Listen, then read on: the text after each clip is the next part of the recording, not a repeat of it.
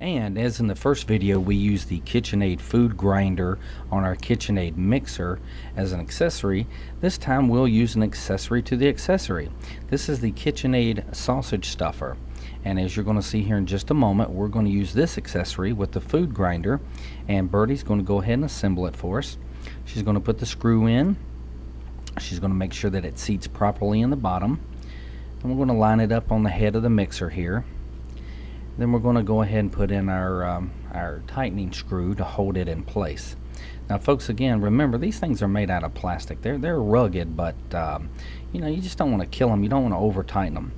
And she's going to go ahead and place the spacer in there and put the funnel on the front. And I got so tickled at Birdie here because this thing seemed to give her a hard time. She was really having a difficult time with this thing, getting it on there, but she eventually does. And she's going to give it a good little hand tightening and make sure everything's lined up right, and then use the push tool lock ring wrench just to make sure that it's snug and in place. If it's too loose, you'll actually get meat squirting out the sides of it between the threads, and you don't want that.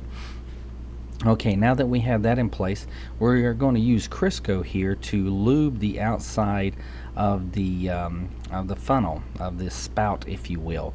Your cast will slide up on the outside of this, so you want some type of grease, margarine, butter, Crisco on there to allow the cast to go up onto it and then slide back off as we fill it. Now these are pork casts. My wife found them at Whole Foods, and it was $3 for enough cast to do 20 pounds of sausage. Not really expensive. They do sell it to you, and you can store it for I don't know how long, but you have to store it in salt water. Now it comes off in one long piece, so what you do is you just pull out, I don't know, 2.5, 3 foot, whatever you want to work on. Pull it up out of the water, and once you determine what length that you need, you just take a knife or a pair of scissors, and you just cut it where you want it. And then you want to take it over to the sink and open it up and run some cold water through it just to get the salt off of it, just to rinse it out. Make sure you don't have any impurities in there. Now this is just like putting a water balloon on a faucet to fill it with water or either helium. You just want to slide it on. These things, they look fragile, but they're actually quite durable. But I mean, you're not going to go rope a calf with them. The key thing here is to keep them sliding on the bottom or the mouth of the funnel equally. And you're going to see here Birdie kind of gets off one-sided here, and then she has to pull it back up and get it back straight. It's important to keep it going on there nice and straight until you get down to the end, and just leave a little bit hanging off. Now once you have a couple inches hanging there, just tie a knot in it. You know, slide off as much as necessary. Try to tie your knot in the end. It's slippery, your hands are cold, your hands are wet. It's not an easy task. So once you get your nice little knot put in there, just slide the excess back up onto the funnel. Make sure your knot's good and tight. Again, don't kill it, okay? Slide it back up there, keep everything straight, and then you'll be ready to go. And this is, I guess one person could do it, but it just seems to go better with 2 people. So what we have here is, once we have the cast set up, we're going to go ahead and get set up and turn our mixer on. And I'm going to feed the venison into the grinder, and Birdie is going to guide the cast with the sausage out.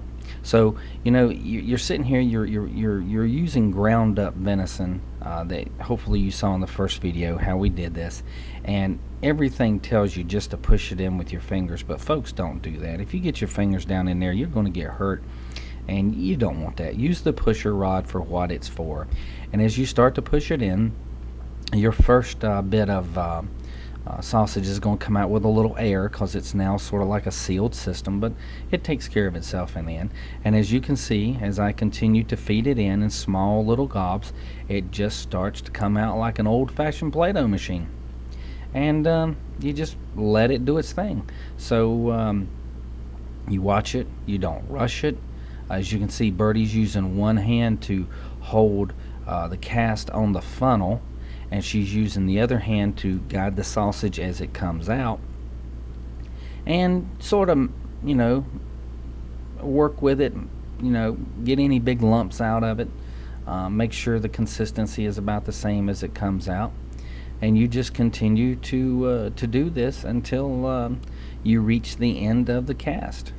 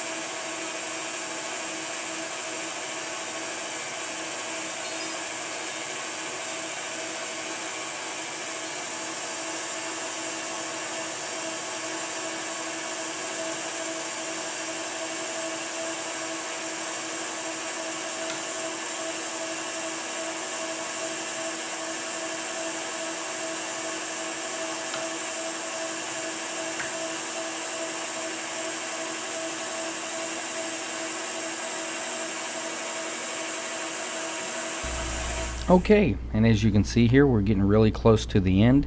You just want to monitor that because you want to have 2 or 3 inches left over at the end of the cast to be able to slide it off and then tie your knot. So we're just going to pinch it off here.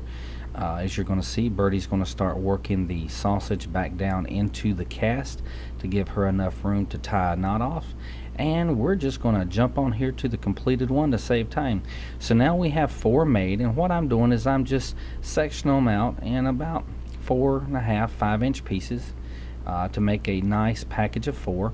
And I'm simply picking it up and I'm using my fingers to squeeze the venison sausage back to give me enough to hold and then spin one side.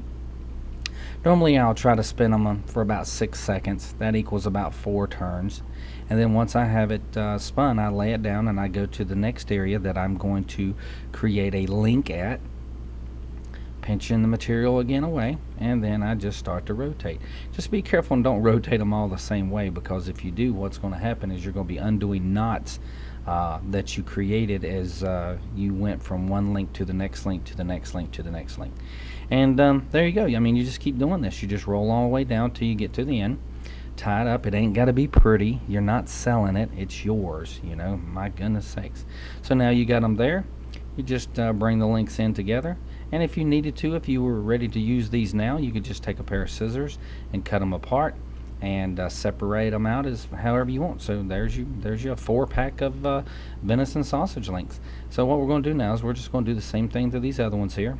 Laying them out, got them on some wax paper so they don't stick to the counter, and we keep everything bacterially friendly.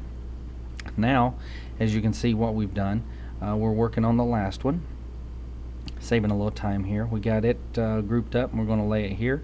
Now you can see there are some ends on here, and all you have to do with those is just come by with a pair of scissors and nip them off a little bit, clean up the ends, and there you go.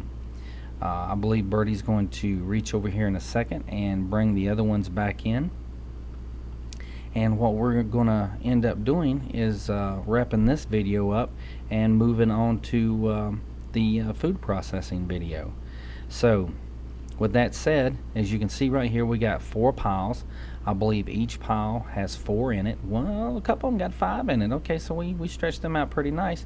And as you can see, we also got a lot of sausage left over. So we're going to make patties out of this other sausage. There it is. If you were here for the first video, you can see we still got quite a bit.